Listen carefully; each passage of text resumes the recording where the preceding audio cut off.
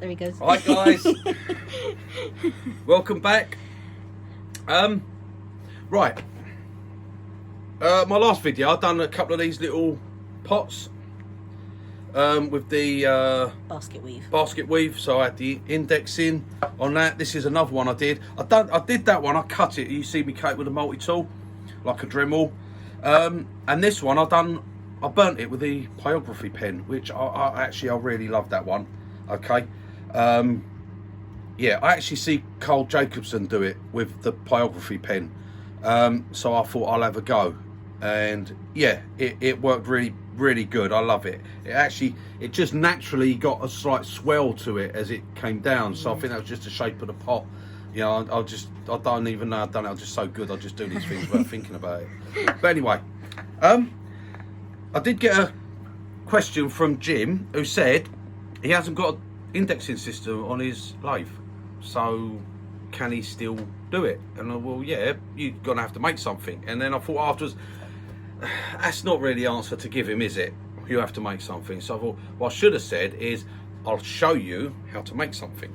So I had a little think about what I could do, and I've come up with an indexing system, which is absolutely, I'm going to say, I'm blowing my own trumpet, it's absolutely bloody fantastic. It's not going to cost you a penny, because all wood turners should have a few bits of scrap wood laying around. It's not going to cost you a penny. It works fantastic, and I will be using that in future and not the crappy system that comes with my lathe.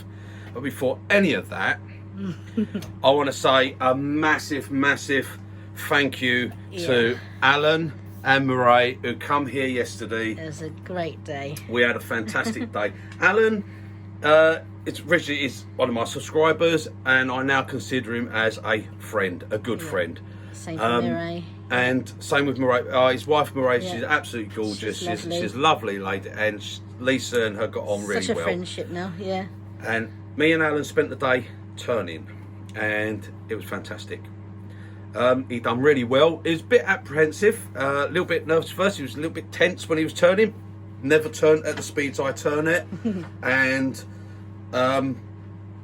he had to say he handled it fantastic. He did, and I hope he went away realising that it's a very safe way. I showed him a way of turning where you do not get catches, and if you get a catch, it is absolutely nothing. We all get catches. You will never ever not get a catch. Okay, we all get a brain fart moment, and bang, there's a little catch. But the most important thing of all is that it doesn't hurt you, it doesn't scare you, and it doesn't put you off turning. And the catches that you will get, the way I've shown him how to present the tool, just won't bother you. But he didn't get a single catch. He turned yesterday, he turned fast, he turned brilliant. We hollowed 3 bowls out. I actually meant to say to you, mate, I forgot about this one, and we didn't even finish this one off yesterday, this little cherry bowl that you did. And this morning I put some oil on it. I just oiled it, and that was it. We've done hardly any, you know, we did virtually no sanding on this. You got that fantastic finish on there. Okay, beautiful finish. No, for the whole day, not one single time did he get a bit of torn grain. He had a little bit, couple of tool marks here and there, but that's nothing. That's just getting used to the tools he hasn't used before. We hollowed with bowl gouge, we hollowed with spindle gouge, which he himself found he actually quite preferred that, and we hollowed with the carbides, and it was fantastic. And we done some shaping down, we done some roughing down, and yeah, it was absolutely brilliant, fantastic. And he'll be coming back for another day. And it's just one question I've actually got for Alan. What the bloody hell is that? What is this, and where did that, how did that end up getting on there? How did it get there? But in all honesty, mate, I must say, you've earned that place, because how you managed it, you've done fantastic yesterday, and it was such a pleasure. The main thing is, you had, what was nice for me, is you had confidence in me and trust in me that you weren't going to injure yourself or have any accidents. And you did everything to the letter what I said. You did it, and it was absolutely fantastic, and it was brilliant. We had a great day, and I'm just hoping, practice, mate. And the next step, when you come up again, we'll be turning some projects and getting some stuff done. It's absolutely fantastic. So right, that's enough of that. My indexing system. Right, a very quick look before I show you how to make it. It is as simple as this, guys. Here it is. Okay, so we'll have our piece on here, and we just come in, pop. There's number. This ring is 24. I've made 3 rings up for mine. Now you can make whatever you want. This is a 36. This is a 24. This is a 12. Okay, and you can have separate rings, or you could just put all your marks on that one ring. 36 indexes, and hit and miss whichever you want. Cheap as anything, so I made up 3. Okay, and all I have to do is pull that back, pop that in. There it is. It's indexed there. Pop it out, pop it in, indexed. Pop it out, pop it in, indexed, and it's solid enough. You're not turning with this. Remember, we're just doing some indexing. There it is. Okay, like that. And when you need to take it off, literally unscrew your chuck, pop it off, put your chuck back on. Easier said than done. Pop your chuck back on, go back to your turning, undo your little clamp. You've all got G clamps and things like that, and this is it. Okay, this is all we've got, guys. That's it. Index system. Now you would have felt a manufacturer would have come up with something decent, but they probably wouldn't charge you about 150 quid for it. This is literally free. You've all got scrap bits of wood. So what we'd do is we'd make one. Right, so first thing I've got, a couple of bits of MDF. This is just 9mm MDF. Okay, if you haven't got MDF, you've got bowl blanks, just use a bit, just trim it down to about 9mm is good. Goes behind your chuck. If you have to have it thinner, you can do it. You can adjust it to whatever your lathe is. Okay, drill a hole in it. Now it has to be that it will go over your spindle. Okay, now mine is 33 by 3.5, so that is 33mm. Okay, so that's what I need for it to fit over there, and it snugs up just on that bottom there, that back.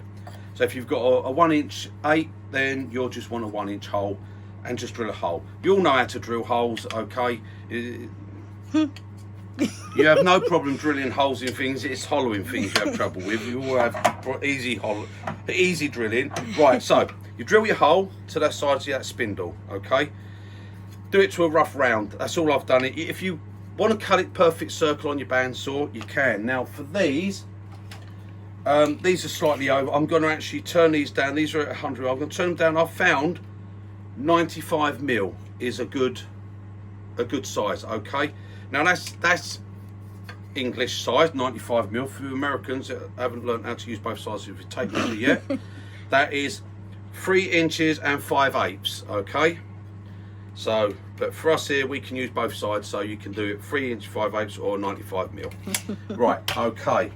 Now all I'm going to do with these, I've got my these jaws on. Okay, you could just get, I'm going to do 2. Okay, do as many as you want. If you only want to do 1, just do 1 ring. It's entirely up to you. I'm going to put 2 on there because I can, and I'm just going to hold that. If you ain't got that, you can do it on your pin jaws. If you want to just do that and make it true on your bandsaw, do that. If you've got a circle cutting jig, whatever, all you want is a 95mm circle. Okay, right, so all I'm going to do is I'm going to just, they're on there, I'm going to just true them up with a spindle gauge. You want your face shield on. Remember guys, this is MDF. Okay, you do not want to breathe MDF dust in. And what I'm going to do, if I can, actually, I'm going to bring my dust extractor over to there, just like that, and I'm actually going to put that on as well.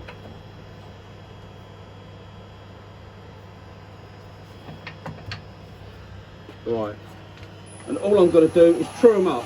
Okay, and so I'm just going to use a spindle gouge.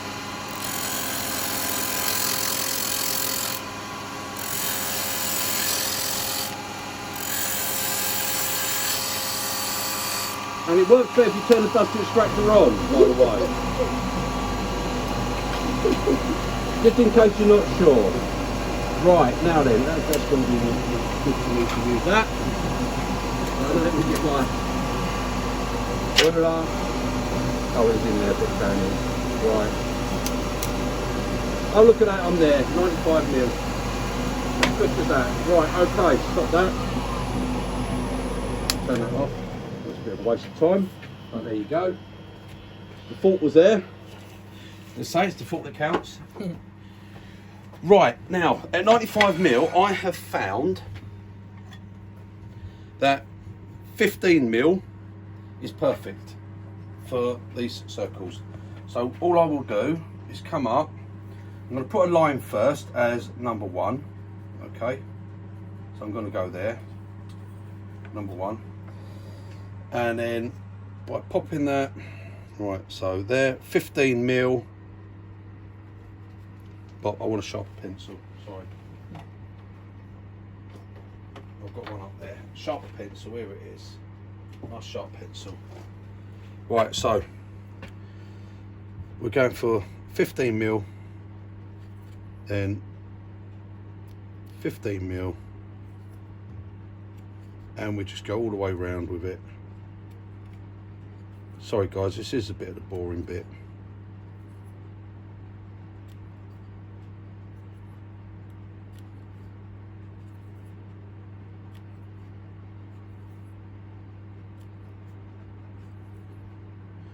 You can do that, I mean, as long as you get equal spacings all the way around it, you can do whatever you want. You can do whatever size you want for whatever indexing you do. It depends on what you're turning really, and what you want your index to be. If you've got your indexing system on your lathe, then you can use that. I mean, I could literally be popping it in here. I mean, mine's here anyway. This is why I know roughly the sizes, because mine's working out the same on here as I'm doing it. So it's if you've got it, then you can use it. It's just that the index system, if yours is anything like mine, they're absolute bloody crap. There you go. Right, so I've gone all the way round. Okay, now if you want to do a second ring, and say you don't, I mean, that would be 24, whatever it is, I'm not going to count them. If you want to do another one and you want to do it hit and miss, just join up and put a line between each one, do it while it's on here, and you can just hit and miss. Do one, miss one, do one, miss one, like so.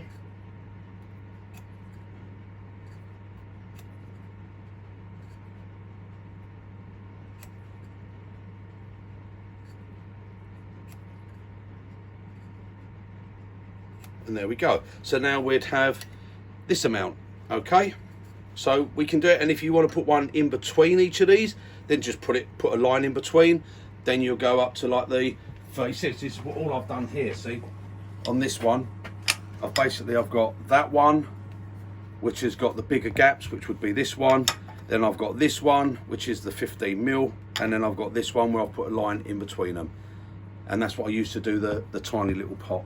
But you can make up whichever sizes you want. You can just, as long as you've got the right amount, you've got the equal gap, as long as you finish with that same space in between each one. You don't want to get to here and find you've got, like there, say 20mm or 20, what's that? Well, that's 30mm. So you don't want to come to there and find out you got 30mm, and then on your last one you got 20mm. That's not going to be any good. So yeah. So you can always say you did it by design, but no one's going to believe you. They say, no, you cocked up, didn't you? Right, okay, so I've got those. So now all I'm going to do is transfer those lines onto the top, like so. I'm only going to do one of these rings because you all get the idea. I'm not your mother. I'm not your mother. You don't listen to me.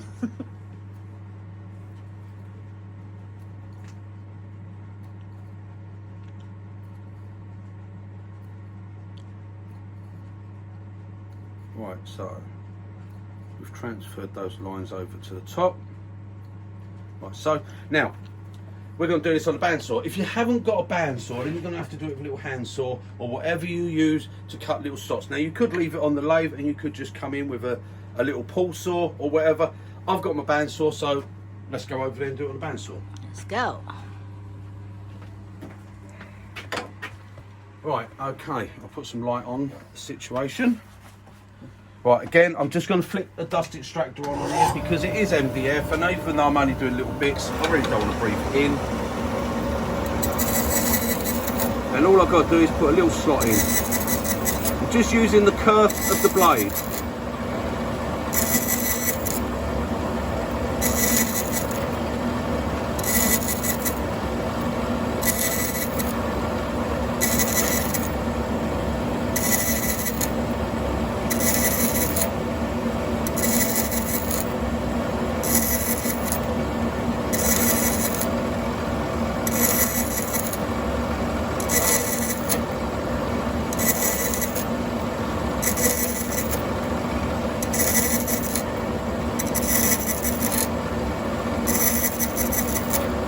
go, guys. Now, like I say, you can adapt that and change it at any time you want. Right, we're going to be going back over there. So, right, so that's that bit. That's our ring. So we're going to leave that. We'll pop that on there for now. Leave it there. Right, now these two pieces of wood, because we're going to make a hinge this. So we're going to do this one. Okay. And again, we want it as cheap as we can make it, so we don't want to have to go and buy any little hinges. If you want to go and buy hinges, you can. Really, we want to just make something up free, cheap. We don't want to pay any money out for it, do we? We're just being tight today. We're having a tight day. We pay out. It costs us enough money for everything else we have to buy. Right. So this is 20 mil. Used in America, it's just an 1/8 under 1 inch.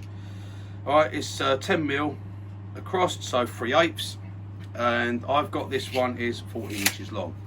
Okay, and this piece is just, I think it's 55 mil, just over 2 inches. Okay, 2 1/4 inches, and it's again the same 10 mil 3/8. So that's it. All right, and it's exactly the same 14 inches. Right, these are just pieces of beech, offcuts of beech that I've used. Right, so now what I want to do, right, I'm just going to pop this on top here, just roughly in the middle. It's not essential. Okay, and I'm just gonna down like that. That's gonna be enough. Okay, now that's the same as that. I've gone down. Right. Okay, I don't know how far I've gone. Let's have a look, just in case people want to know how far did I cut in. Right, 40 mil, 1.5 inches. Okay. Piece of wood I was looking for. Right, I've got it. Right, we're going back over to the bandsaw. Okay.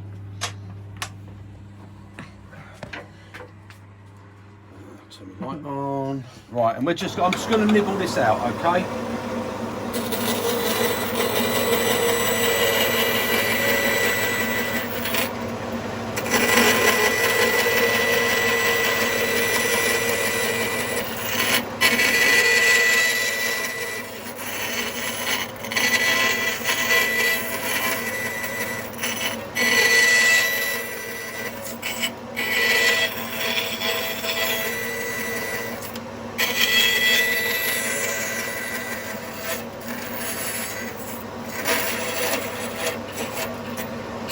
There we go. Right, now that should be, hopefully, that's going to be a nice tight. Right, we're going to stay here because I'm going to be on this table. That's a tight enough fit. That's tight enough. Okay, so we're there, like so. Right, okay. Now what I want to do, I'm just going to drill. Now I've got I think it's a 2 mil drill bit, and I'm just going to drill straight down through here. So, and then I've got a small pin now. There's a nice tight fit into that. And get that in the middle, like so.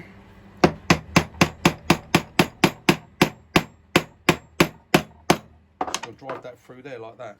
Okay, and that's our hinge. So there we go. Okay, we've got that. Now, probably should have done it first. I'm going to do a little groove in there. Probably should have done that first, but it doesn't matter. I can still do it with it on my bandsaw. So I'm going to do a little slot through there. Just about that far in. That's it. Okay. So a little slot in the top of that. Now you could do that before you actually fix it on here. Would be a better idea, but I just jumped ahead of myself. I was on fast forward mode, see, but I forgot to edit it. Right, now for me, what did I do with it? Right, okay, doesn't matter. Where did I put the scissors? I had a pair of scissors here. What's those as well? I'm losing everything at the moment. I've got the table there. Left it on the table. If you can chuck them over for me, darling. Right, now for me, I'm using a piece of plastic. If you ain't got plastic, you could use a piece of wood. Okay, you just want it. You could cut a thin piece of wood down. You just need it to fit in there like that. Okay, I'm using a piece of plastic because I've got some, and all this is just a piece of plastic. Right, so roughly I want it around about there. This just cuts with scissors, so it's nice stuff. Okay. Now I want to see where am I going to go. Right. Okay. So about there. That's it. That's a big enough piece. That's just a tiny square plastic, and it's the same curve as my bandsaw curve. Okay. Now you can make this however you want. So right, we've got that. I'd glue that in, by the way. At the moment I'm just sitting it there. Right, so as I said before, we're not actually turning because we're just using it for indexing. So we're going to take this off. It will work with any of your chucks.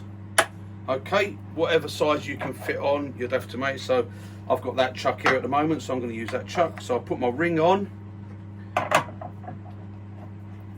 Chuck on, there you go. So now I can mount my piece, whatever I want, into there, and I'll bring this over, and all I need is a G-clamp, just using a small G-clamp to do this.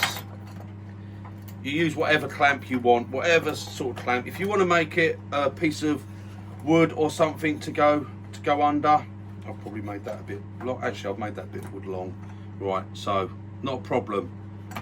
I should have measured it first, shouldn't I, really? I've already done one, so.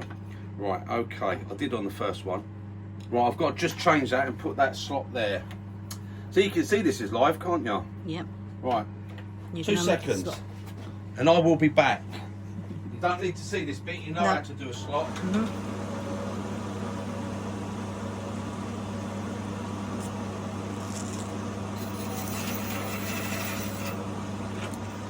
Right.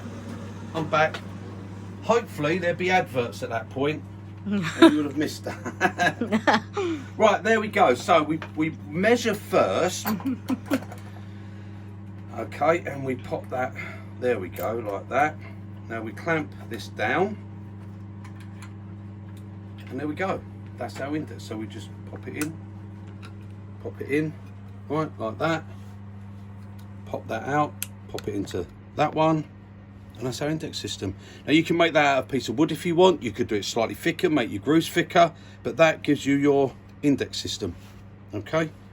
And all it is, you can do it all from here. So you're not fiddling. As I said before, my one, guys, is I actually took mine out. This used to be such a pain. I mean, why would you want to make a quick adjustment? You've got to take it out, move it, pushing it on a spring fit, well, actually screwing it to find the knot. There it is, it's in there. Screw it in. Now unscrew it, move it one little bit. So this does actually work really well now that I took the spring and everything off, but you've got to get inside to do it. Take the circlips off. I ground off the threads, and now for me, I just pop it in, pull it out, turn it, pop it in, pull it out, turn it, pop it in. But it's hard to see. That's going every notch. If I want to go, say, 3 notches, I've got to feel for it. 1, 2, 3, and that's like 3, and then you will do it. Oh, that wasn't 3, that was 4, or that was 2. It's a real pain. You can't see where you're moving it to. Oh. I'll throw that down there, 'cause I'm not going to need that no more. Don't hoover it up. Don't hoover it up. Yeah, you can't see. That's why I had to put a bit of tape round there with lines, because I haven't even give you any indexing. They give you a stupid one back here that you can't even see. It don't line up with nothing. But this. It's here, look, it's in, I can see exactly. I want to move 3, so I can go 1, 2, 3, in, there you go, it's locked. I want to move 2, I can 2, there you go. Cheap as anything, guys, does your indexing. Come over here, use your Dremel, put your table in. If you want to use your table, you can put your table in your thing, book like that, do all your work, move it around. Cheap as chips, ain't gonna cost you a penny. There you go. Another tip for the day. Bosh. How to do yourself an indexing ring. Right, okay guys. Thank you for watching. Alan, thank you so much for yesterday, mate. Absolutely. And I'll tell you, the amount of wood Alan gave me is unbelievable. An absolute carful. And it's not wood, it's half a tree. They're like massive, big chunks of yew, and it's fantastic. Thank you so much, Alan. Yeah. Thank you. So we'll be turning some bits on that. I've got some ideas of some bits I'm going to turn.